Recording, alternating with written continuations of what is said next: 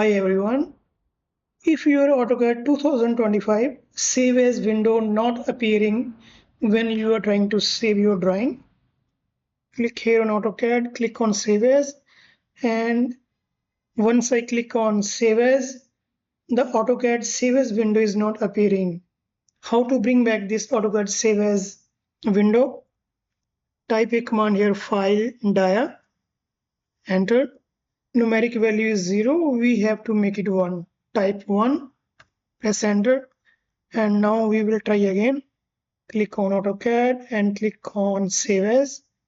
Now you can see that the AutoCAD Save As window is appearing on the screen now. This is the first method. If still your AutoCAD Save As window not appearing, then we have to reset the graphic setting of the AutoCAD. How to reset the graphic settings? We will cancel this one.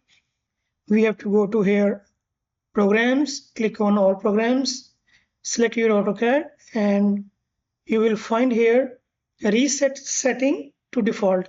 Once you click this Reset Setting to Default, your AutoCAD will fix all the graphic issue in the AutoCAD.